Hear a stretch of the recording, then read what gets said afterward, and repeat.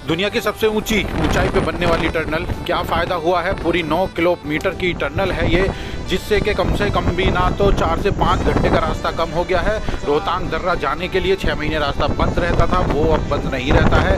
आप उस जो रास्ता था उसको पार करने के लिए आपको कम से कम 70-80 किलोमीटर चलना पड़ता था और 3 से 4 घंटे लग जाते थे, मगर अब रास्ता रह गया है मात्र 10 मिनट का और 12 महीने खुला रहता है। चलिए और भी खास बात है बताता हूँ।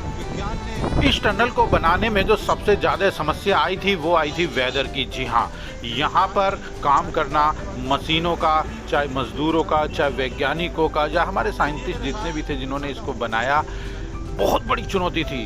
क्योंकि हमेशा बारिश होती रहती थी, बर्फ़ पड़ जाती थी, तो फिर काम नहीं होता था। माइनस में यहाँ पे टेम्परेचर रहता है।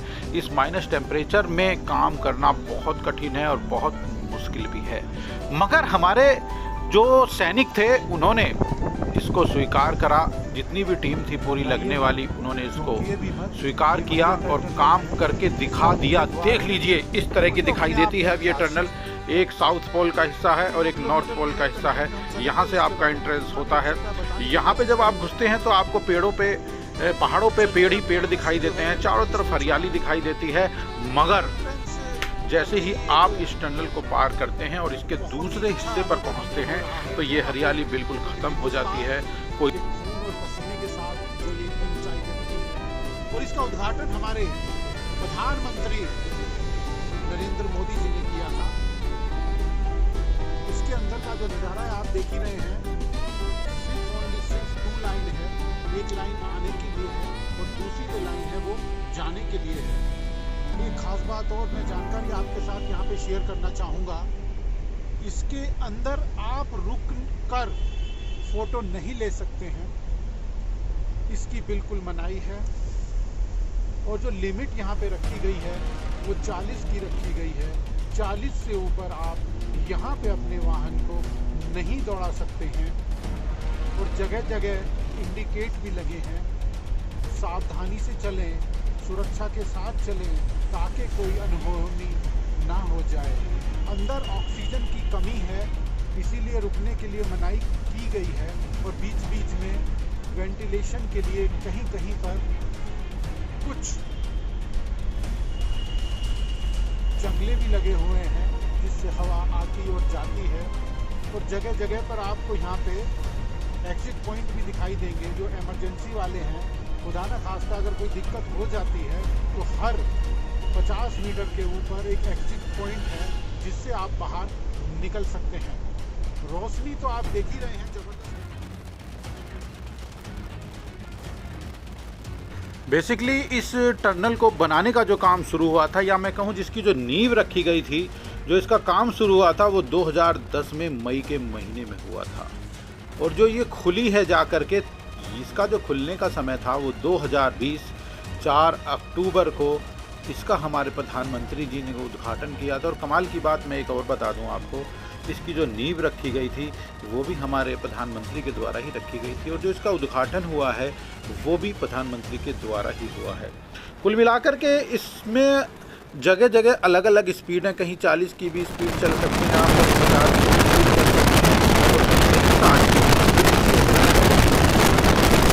जगह में रहने वाले लोगों के लिए, या मैं कहूँ इसके उस पार रहने वाले लोगों के लिए, इस सुरंग ने स्वर्ग की सीढ़ी का काम किया है। 6 महीने बंद रहता था, जाने आने में समस्या रहती थी, बहुत लंबा सफ़र हुआ करता था जो कि अब 10 मिनट का हो गया।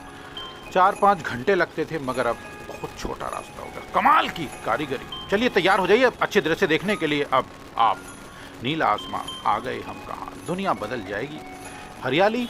और अब हम जा रहे हैं बिल्कुल इसके दूसरे छोर की तरफ टनल के।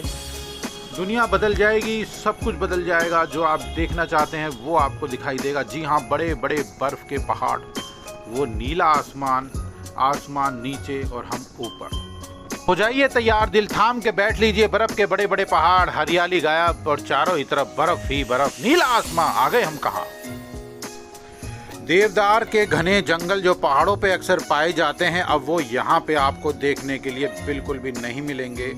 कोई बड़े बड़े देवदार के घने जंगल यहाँ पे देखने के लिए नहीं मिलेंगे। और यहाँ के जो दृश्य हैं आपका मन मोह लेंगे। देखा होगा आपने, एक पहाड़ जो है इस पर कुछ नहीं है, दूसरा इसके सामने वाला जो पहाड़ है उसमें बर्फ़ ही बर्फ़ है। धूप का फ़र्क है, जिस पहाड़ पे धूप ज़्यादा पड़ती है वहाँ पे बर्फ़ पिघल जाती है। ये रास्ता कितना सुंदर है, देखने में इतना अच्छा लग रहा है। जब आप इसको लाइव देखेंगे तो आपके दिल की धड़कन रुक जाएगी। यहाँ से दो रास्ते कटेंगे जैसे आप टनल को पार करते हैं। एक रास्ता इधर रोहतांग के लिए भी निकल जाता है और एक जो है कॉक्सर के लिए निकल जाता है। कुछ रास्ते इधर पहाड़ी तरफ भी निकल सकते हैं। हम जाएंगे कॉक्सर की तरफ, यहाँ से सीधे हाथ की तरफ, यानी हमारे ड्राइवर साहब ने गाड़ी को घुमा दिया है। अब हम सीधे हाथ की तरफ जा रहे हैं। यहाँ पे स्नो एक्टिविटी होती रहती है। इस समय यहाँ पे स्नो एक्टिविटी नहीं हो रही है क्योंकि यहाँ पे बर्फ़ जो है वो बहुत कम हो गई है। अब जो स्नो एक्टिविटी का जो केंद्र बना हुआ है वो कॉक्सर है, जहाँ पे हम लोग जा रहे हैं। यहाँ पे भी अभी 10 दिन पहले तक बहुत बर्फ़ थी और यहाँ पे स्नो एक्टिविटी हो रही थी। चारों ही तरफ अगर आप देखेंगे पानी आपके चल रहा है और इतना स्वच्छ, इतना साफ़ पानी है, आप इसको पीने के काम में भी ले सकते हैं। पहाड़ों पे रहने वाले लोग या पहाड़ों पे काम करने वाले लोग या जितने भी रेस्टोरेंट आपको यहाँ पे मिलेंगे सब इसी पानी को यूज़ करते हैं, बर्फ़ वाले को। कॉक्सर की हसीन वादियों में आपका स्वागत है। अटल टनल को पार करने के बाद ये रास्ता आप कॉक्सर की तरफ जा रहा है, बिल्कुल लेने वाला। और जगह जगह आपको ये बुद्धा फ्लैग दिखाई देंगे। इन फ्लैग के ऊपर कुछ मंत्र लिखे रहते हैं। उस मंत्र से टकराकर जो हवाई नेगेटिव होती है वो ख़त्म हो जाती हैं, पॉजिटिविटी आ जाती है। इसके जगह बिल्कुल लगाया जाता है। ये दृश्य आप देखिए, लग रहा है आसमान नीचे है और हम इस समय ऊपर हैं, क्योंकि हम इस समय समुद्र तट की जो ऊंचाई है उससे बहुत बहुत ऊपर है और 10,000 किलोमीटर लगभग होगा ये मेरे ख्याल से ऊंचाई पे हम लोग चल रहे हैं। और जो दृश्य है वो देखने लायक है। रोड काफ़ी अच्छा है।